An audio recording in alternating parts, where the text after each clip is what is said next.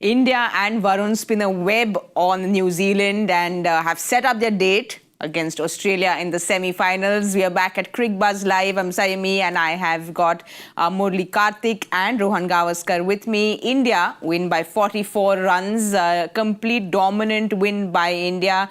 Varun Chakaravarthy, the mystery spinner, comes in. It was a mystery when India played 4 spinners, but he came in and got those 5 wickets for 42 in his 10. A complete dominant win there, Kartik. I think a good win. I would say for a while when Kane Williamson was batting, you could have said the game could have gone anyway. It was hanging in the balance. And also when suddenly Mitchell Santner started playing, one wondered, is he going to take the game away? But all in all, India will be happy with the performance because whatever they tried to do, they batted first. Not that it was their call, they batted first, posted a decent enough total. But then you have the quality of your attack, and especially the quality of your spin bowling attack. I think it did really well. So yeah, pretty happy with the way they've gone about it. You know, Rohan, like he said, Kane Williamson was there and he could have been the thorn in the flesh, but India kept chipping away wickets on the other end, which helped them be pretty comfortable. Yeah, as Kartik said, as long as Kane Williamson was there, the game, I wouldn't say was in the balance, but New Zealand had a chance. We were always ahead of New Zealand. I think the spinners did really well. And the decision to pick 4 spinners paid off. So it's obviously something that we spoke about, throughout the day, is the fact that has Rohit read the pitch and India read the pitch better than New Zealand. And I think on the basis of what we've seen, they have. I think the spinners did really well. Varun Chakaravarthy obviously with 5. But as Catty said, as long as Kane Williamson was there, they had an outside chance because he's someone who knows how to pace an innings. He was controlling the innings. Yes. But they were always behind the 8 ball. And also we have to now talk about the 5-star bowler who's come in and got those 5 wickets. Varun Chakaravarthy, he's sitting out all these days, so his hands were clearly itching to bowl, and we could see that today. Look, it's interesting because he came in as a replacement, isn't it? He came in as a replacement. He was not in the original squad. He has done really well against England. He was literally there as the word you used, thorn in the flesh for England. And then there was the fact that there were chats about him playing ahead of Kuldeep Yadav, and people felt that Kuldeep Yadav is a different left-arm spinner compared to Ravindra Jadeja and Axar Patel. And today, when he gets the chance, it's just amazing that he has continued with the form that he's been showing off late. He's been exceptional in T20 cricket. He's been really good in ODIs. And now to come here, yes, you can say the wicket was tailor-made, but it was tailor-made for everyone. But the way he bowled and the way he picked up wickets at regular intervals, I think Gigi will be saying. But he's basically what he's done is made himself, well, at least in my opinion, undroppable Yes. for the next. Especially if they're going to play in Dubai, no? Yeah. In my opinion, but you never know what I mean. Yes. Sitting over here, you can say, because just the way he's bowled, to pick up 5 wickets in those conditions, he looked, on the day, he looked a cut above everyone else. So he's just, like I said, in my opinion, made himself undroppable now. You know, I remember when the Champions Trophy was starting, there was so much chatter around India going with 5 spinners and Rohit saying, oh, not 5 spinners, it's 3+2 and they're more all-rounders. But clearly, there was a plan that Rohit and Gautam Gambhir had, and we can see that it's completely executed well. Yeah, and we were talking about this, isn't it? Think of this. This ground has been used a lot. The surface has been used a lot. So many games of ILT20, so much traffic on it. It is bound to tire and wear out. So, and that is one of the reasons, once you knew that this was going to be a base, it was not as if India was playing in Abu Dhabi or Sharjah. It was going to be one stadium, and you know that wicket is already worn out. I think makes sense that you packed your team with spinners, and it was not as if Zabardasti, it was not a compulsion that, oh, you've got anyone. All of them are quality performers. You talk about Axar, Ravindra Jadeja, Kuldeep Yadav, Varun Chakaravarthy, all of them are quality performers. And if needed, they were always there. Yeah. And if needed, today, when they decided that the wicket looks the way it is, and it is going to take turn, all of them were thrown. All the arsenal came out of the quiver, and they worked well.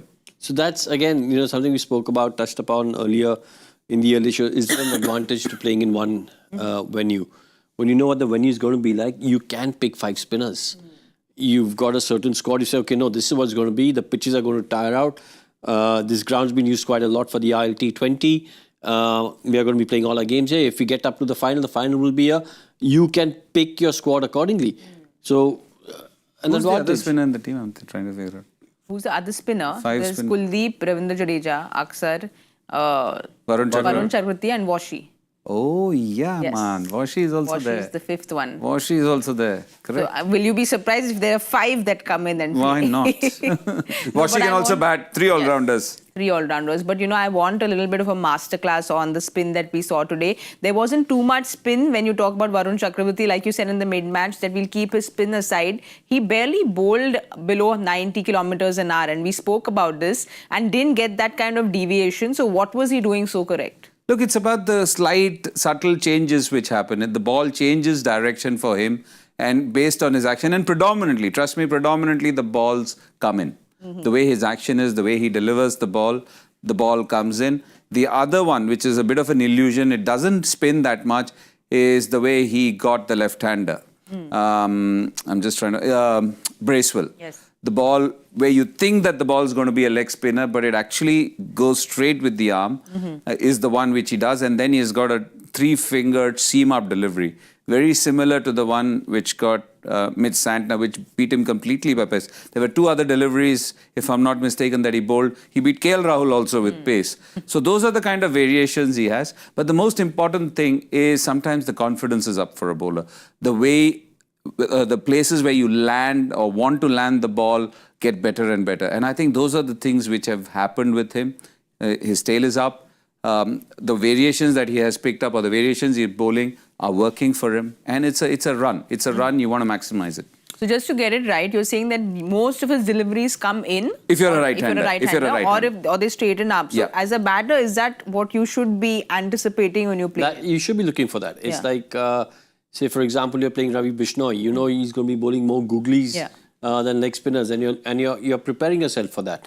But the question is, can you pick it? You may prepare yourself for a certain delivery, but if you can't pick it, then you're in trouble. Now, you look at that graphic that we saw there, I think more than 90% of his deliveries didn't turn more than 2 degrees. 2.5 degrees, 2 degrees.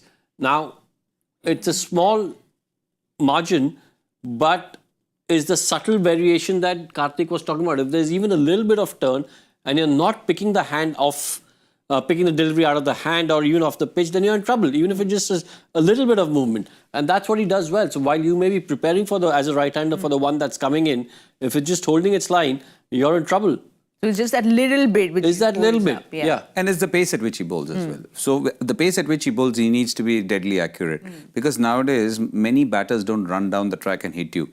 If you miss your length, they are strong enough and they do so much of range hitting that they stand and deliver, they stand and hit. So for him, what he has also done, as I said before, is that his lengths have been really accurate over the last few months or a couple of seasons. Even in IPL, the way he's bowled for his franchise, I think he's been very good. So look, the most important thing for any bowler is, what do you work on? You know that these are my strengths, these are my weaknesses. What can I do to better my weaknesses? And do I lose sight of what my strengths are? So that is something, never lose sight of your strengths, but keep working on your weaknesses, keep chipping away, and that's exactly what he has done. And it's paying dividends. And that's why I said, all of us bowlers, you can bowl the best. There are times where you bowl beautifully, you go through a patch where you can't get a wicket, you sometimes think, what am I doing wrong? But you might be bowling well. But there are also times where you get wickets. He's going through a patch where he's bowling well and getting wickets. So if you're not getting wickets, I'm going to just change your grip. Like you. Well, Rohan, he was sticking to his strengths, like Kartik saying, but on the other hand, there was a really good bowling partnership getting along because Axar was choking the batters for runs. Very, very economical. But that's what they always say, there's a batting partnership and a bowling partnership. And bowlers hunt in pairs. And we've seen that, back in the day, there used to be the chant, ashes to ashes, dust to dust. If Lily don't get you, Thompson must. Yes. That means it was either Lily and Thompson, attacking in pairs. And sometimes, from a fast bowling perspective, and we'll bring that back to a spin bowling perspective, it's the quicker bowler who might not get the wickets. He might be coming and terrifying the batters. And then the slightly slower bowler picks up all the wickets because the batters are taking more of a chance against the slightly slower bowler. Yeah. Even over here, from a spin bowling point of view, Catty, Axar keeping it tight. So, you're thinking, okay, I've got to take a risk against someone else. And then you take a risk against Varun, even though you may not be picking him. So, look, you've got to play this game in pairs. and the Indian bowling partnership really worked well today. And Kartik, also Axar just bowls those really, really tight lengths because he, again, very balanced. It was 32%, which was above 90. And there we see it. So it was very balanced for Axar, 28, which was 90 plus, and 32, which was below 90. So he was also coming in with those slight variations very subtly. Look, that's what he does. He used to be only one-dimensional before. He's not a big spinner of the ball. Let's get a few things right. He's not a big spinner of the ball. He's a left-arm bowler who comes in from an angle, very round arm. So his arms are always going to be away from his left ear. So what that does is, it doesn't allow your bowling fingers to get into a position where we say you open the doorknob at the top. That doesn't happen. So his hands are always going to be like that, which means the seam is always going to come as a saucer. Not massively as a saucer, but very much as a saucer, which means that it hits the leathery side of it, so it tends to skid on. So what he is on tracks like these, what happens is that from the angle that he bowls, you feel that it's coming in. It's the angle at which we are sitting right now. It comes in, and it's not a massive spin, but it just holds its line. So you get a feeling as a batter because it's coming in, so you open your chest out, and you feel that the ball's doing too much or a little bit. That's all it is. And that is where he plays around with the speeds. Most important thing with Jadeja and with Akshar Patel, they don't leave the stumps. If you miss, they are definitely going to hit. Jadeja, on the other hand, used to be like Akshar Patel. What he has done is he has worked on his action. He has become a lot more upright. And you see the seam going beautifully. And he can control his pace now. Yes. The old Jadeja, when he bowled slowly, it was only slow without anything on it. The new Jadeja has got his body going, and then the ball comes out slow. And it's not massively slow because that's what he can do with his action. So these are the small things which you look for as a spinner and also as a batter. Yes. And that is why I was actually surprised. Kane Williamson is one of the best batters going around. I was surprised that he went down the track to Akshar Patel and he was playing him inside out. I could imagine him trying to hit it straight. He played for the turn, which is not there. But Rohan, I want to talk about, we speak a lot about Hardik, the all-rounder, but I think Akshar Patel is going very under the radar with regards to his batting skills. So today, obviously, he choked the batters, but what he did with the bat was essential for India's victory. Well, look, the fact that he scored 40, 42, yes, but it's not just the runs he scored, it's the number, the fact that he's got a promotion. Now, we spoke about the fact, listen, he's come ahead of KL Rahul. He's come ahead of Hardik. Is it a left-right combination? Let's not forget, Ravindra Jadeja is in the side too. But Ravindra wasn't the one who was promoted because they obviously rate Akshar Patel's batting very highly. That's not to say that they don't rate the names I've taken, but they rate Akshar's batting very highly. And they said, no, listen, we think you can go there and do a job. And obviously, he's very effective with the ball. Again, as Rohit Sharma said in the press conference, they're all-rounders. So we look at them as all-rounders. And Axar proved rightly so because, again, I think he's just, in this version of the game, like in the white ball version of the game, he's a tremendous asset to have for any side. Yes. We spoke about Rohit Sharma and how he said they are all-rounders. We're forgetting one thing is the lead pacer of our team was Mohammad Shami. And can we imagine that he's bowled, 4 overs today? So when you go and look at that bowling card for India, you see Mohammad Shami very economical, but Rohit didn't need to throw the ball to him at all. Look at the spinner. Look at the spinner in the house. It's okay, no? The spinners are bowling, no? Spinners are winning, no? You've got the conditions for spinners, no? It's okay, no? Very happy, no? No, of course. Look, listen, I think, if it had gone down to a situation where it had gone down to the 50th over, he would have probably had to bowl 2 more overs because I think between Hardik and Shami that bowled 8. So you would have probably ended up at 6 and 4. But it didn't have to. The spinners were magnificent. I think the Indian team, as Kartik said earlier on in the show, will be really happy with their performance because they will have ticked a few boxes. They were under pressure, 30 for 3. Yes. The middle order came good under pressure. Shreyas Iyer once again delivering. Axar, we spoke about him just now and his batting abilities. And then Hardik also respecting the conditions and then trying to be a little aggressive towards the end. Showing again, fantastic cricketing sense. And then the bowlers coming and doing a job. So all in all, from an Indian point of view, an Indian fan point of view, fabulous game. Yes. You go into the semi-finals with a lot of confidence, unbeaten, and in just manner of victories, convincing victories. So you go into that semi-final, again, a lot of fans will be thinking, no. Australia, yes. No. We are the team to beat. we're not looking at Australia as a team to beat. We're not looking at New Zealand, again, they're not in our group, but if we face them in the finals, as the team to beat. We're not looking at South Africa. Those teams are looking at us and saying, oh, South Africa is saying, oh, thank God we're not playing India. Yes. That's how it is at the moment. But, I just want to have a word on Hardik again as the new ball bowler. Bowled beautifully. He bowled... Some of those deliveries were absolutely magical. The ball coming in, leaving the batter, and like, wow. No, he's been bowling well. You have to give it to him. Look, there is a part of every sports person. When you're fit and when you're not fit, it does things with your mind. Hardik has gone through a period when he was not bowling. He was batting, but he was not bowling. And it's tough for a bowler when you're unfit or not fully fit. You start doubting your ability. You start doubting whether you can deliver the way you want to deliver. And I think for him, the fact that he's feeling good with the body, every time he feels good with the body, there is something special about his bowling. He's always got the pace. It's sometimes the action or whatever, the complications with the action which gave him those injuries. Yes. Now that he feels good with the body, you can see the way the ball's coming out of his hand. And Hardik and the balance that he provides because of his fielding skills, bowling skills, and undoubtedly his batting skills makes a lot of problems go away. If he's fine, if he's fit, if he's bowling well. I think you said as a bowler, if you're fit, it plays on your mind. If you're unfit. If you're unfit, I beg your pardon.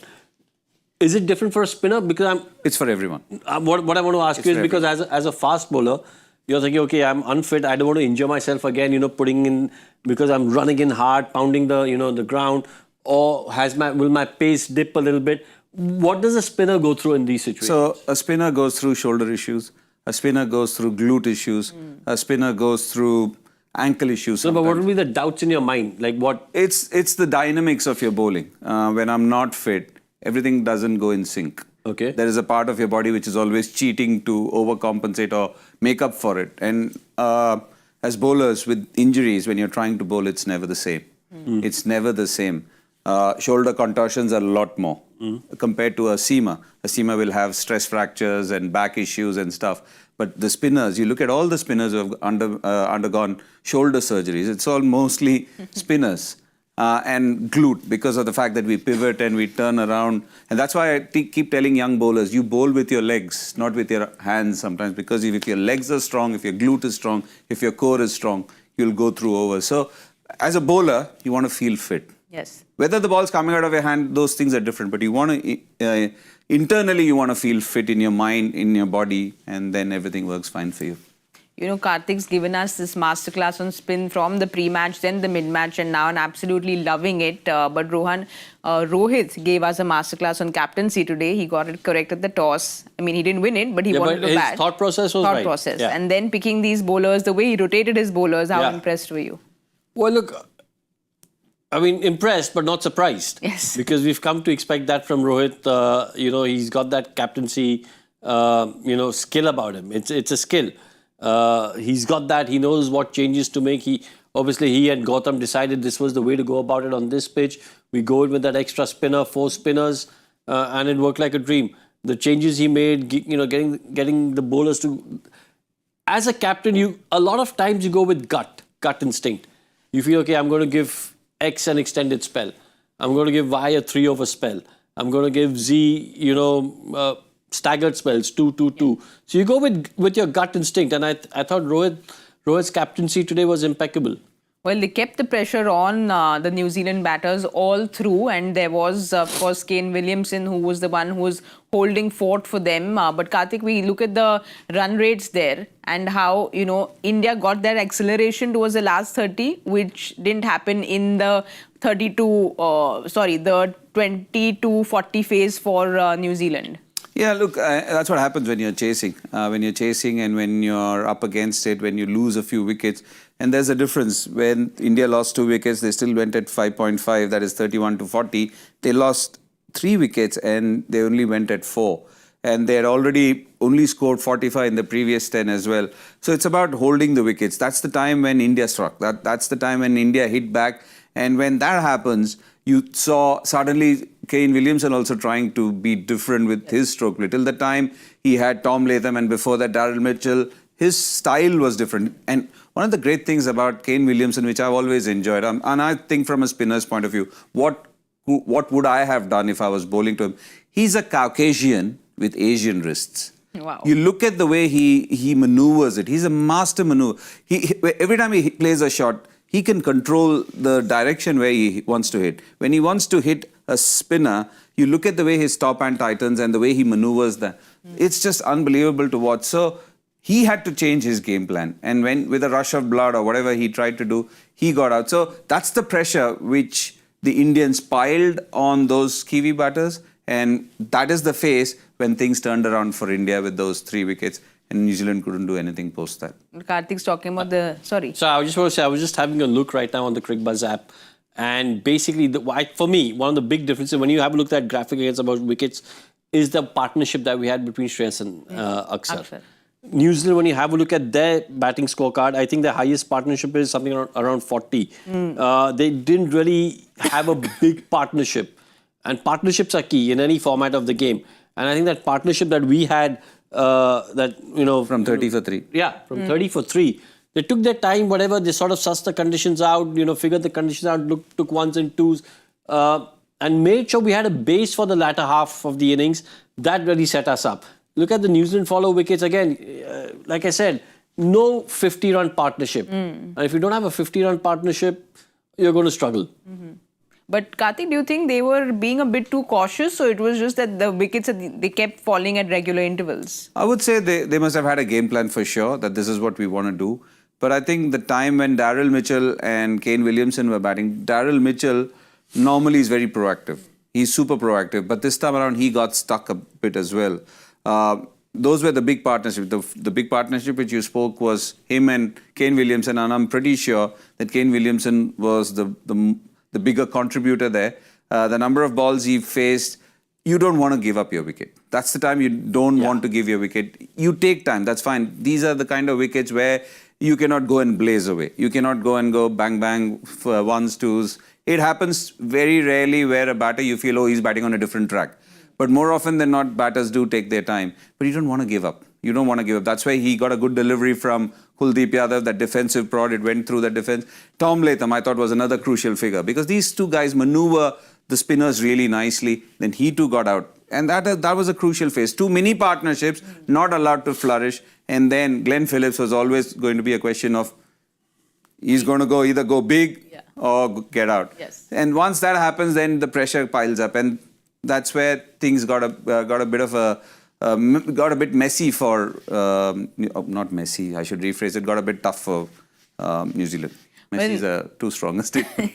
Kane Williamson got that 81, but he didn't really have a supporting cast today in this batting order. If you go to see, the captain 28 is the second highest scorer, but no real support from anyone else. Yeah, I'm talking about the time where Daryl Mitchell, 17 of 35, normally he's never like that. He would be 28, 29 of 35.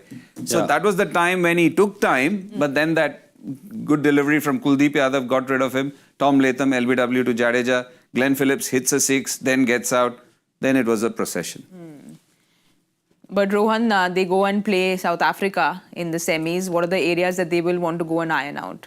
Well, obviously they'll be hoping that the pitch is a little bit more different from what the pitch that they've encountered over here. Because clearly this pitch doesn't suit their strengths. The areas they'll need to iron out, again, we spoke about getting partnerships done. But if the pitch is better, I think that really shouldn't be a problem. One more thing which will work for them is that they've just won a tri-series in Pakistan. Yeah. They'll be happy going back to Pakistan. No, without doubt. I mean, they'll be thinking, okay, listen, you know what, we're going back to a place where, we've done well before. You always have that confidence. But they'll be saying, okay, this is, not a bad day in the office, but this match is done and dusted. Yes. We're going to get different conditions in Pakistan. We know we're a strong side. Let's focus on our strengths and see how we go about that game. Well, look, if I was New Zealand, I wouldn't fret too much. You're up against a strong side. 4 spinners really choked you. And the fact that maybe, in spite of our stellar efforts on the field with the catching and everything, did we allow 20, 30 runs more? We saved lots of runs, I think 26 for you. Yeah. Otherwise, 2 bullseyes. Yes. No one's brought up about my bullseye. We spoke about your bullseye. When? Not on the show. We are talking serious cricket now. We are not talking darts. We applauded you in the combox. We Yeah. will again once. I want We a will- public applause. We will. We are once talking. that We're not leaderboard talking about comes. darts. We're talking about cricket right now. We'll come back to darts then. But like you all said, New Zealand will not go back worrying too much. Yeah, if I was New Zealand, I won't worry. But I will just feel bad that I didn't win. I didn't top the charts, but I'm still in the semi-finals. Maybe I'm going back to a place. If they had done something else, where would they be? Who would they be playing? That's fine. I am happy that I'm going back to a place which feels familiar. We've just won a tri-series. We've defeated 2 sides. I go back to that place. It suits us. We will play again, semi-finals against South Africa. Rohan, not too many problems for India. It looks like the only problems are problems of plenty now for India. Yeah, I mean, the problem will be problem of selection now. Because you can't, like I said, in my opinion, you can't drop Varun Chakaravarthy. I think they'll probably go in with the same team. If the pitch is similar, I think they'll go in with the same team. I don't see it changing after 7 days. It didn't change. Yeah, honestly. So, problems of plenty, but those are good problems. In case there's an injury, you think, okay, yeah, we've got able replacements coming in. Again, showcasing the depth that we have in our cricket right now. Well, just to be a little strict, yes, India won very comfortably, but the fielding for India today, there were 2 dropped catches, 3 dropped catches, and just even in the outfield, India was not what we are so used to seeing India in a certain way, which they were not today. Yeah, if you have to be critical and if India has to be critical about themselves, yes. But some of those chances were tough, especially for KL Rahul. There were thick edges. If they come into the cupping, they come in. Otherwise, it's never easy. But yeah, ground fielding is something you can control. You don't want to be sloppy. You want to be alert and maintain those standards. So pretty sure that that is something which will be spoken about because some of them really pride themselves in the fielding bit. And Dilip has got a medal at the end of it. He's jotting down everything. So I'm pretty sure there'll be a few words spoken about it. Yeah, so I mean, they probably will speak about it. But if I was in that dressing room, if I was part of that leadership group, I wouldn't talk about it. Because of 2 things that Kartik said and something that you said. It's normally not, this is not the standard that we have, built over the years. Our standard's much higher.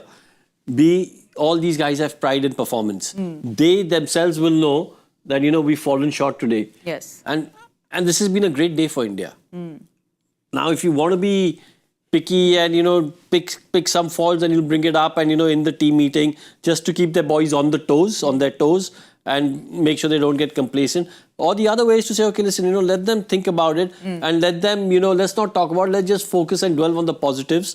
And these boys pretty much will know that, okay, in some departments we've fallen short. We will do our best to make sure we get back to the levels that we are used to. Well, Varun had a few things to say after the match. We'll have a look, but basically he was talking about how cohesive the team is and how everyone has a plan in place. Once we have it ready, we'll have a look at what Varun had to say. First of all, I did feel nervous in the initial stages. I have not played many matches for India in the ODI format, but as the game went on, I felt better. Virat, Rohit, Shreyas and Hardik were talking to me and that helped. I found out last night.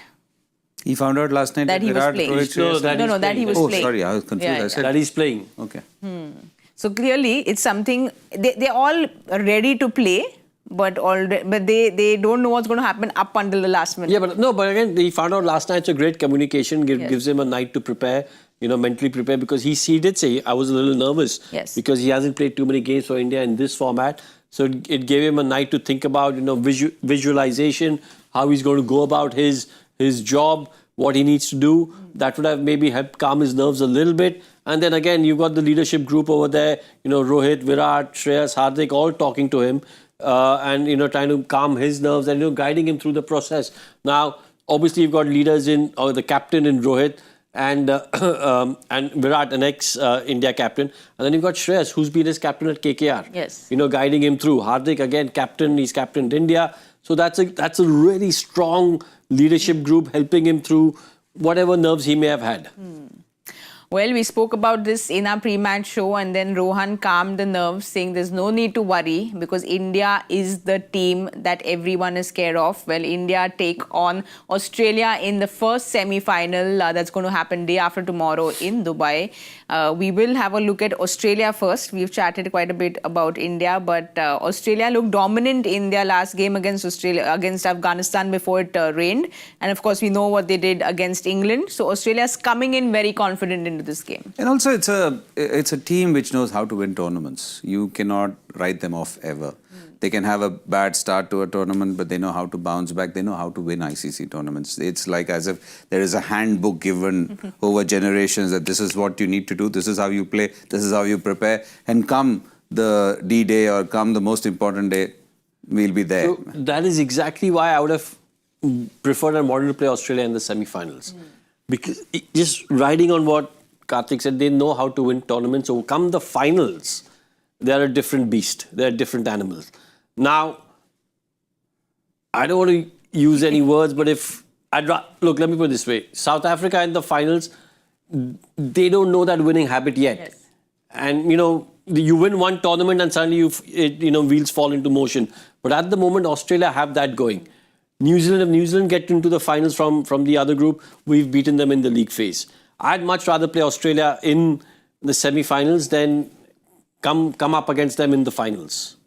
Oh, that one name that gives Indian fans a headache. Are we going to be thinking of how... I was catching my head right now. Are we going to be thinking of how we get head out earliest? Of course. I'm pretty sure they're thinking about it. They must be cramming at all the footage as to what has he done, what does he do. He hits it to odd parts. We know that. But the thing is, how do we get him out? What are the patterns that he has? We need a little bit of luck. Yeah, we need even in that final. He could have been out 4 times in the first 2-3 overs. Yeah, he just played, missed. So you need that little bit of luck. So while, yes, he has been a bugbear for us and he's caused us a lot of problems, I think, we're not giving ourselves enough credit. We're not giving ourselves enough credit. I'm telling you, we are the team to beat. Every other team will be looking at us and saying, you know what, these guys are looking extremely strong. Yes. And now Varun Chakaravarthy is coming, they're looking at this pitch and saying, oh boy, if this pitch is going to behave the way it has in this game, then we are in trouble.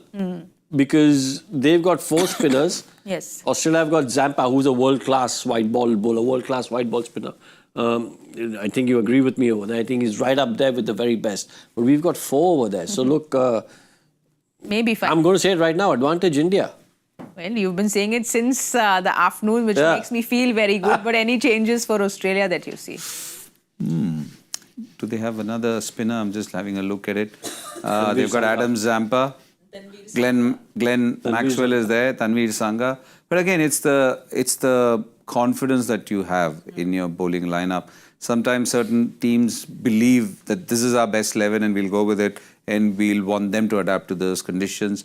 Adam Zampa, of course, is a top-class bowler. But also what suits your game plan. I think that is very, very important. So it'll be interesting. They've come in with a few players not being there. In spite of that, Australia is a side which always knows how to win. I wouldn't say they'll go with too many changes. That's not the feeling I get from Australia.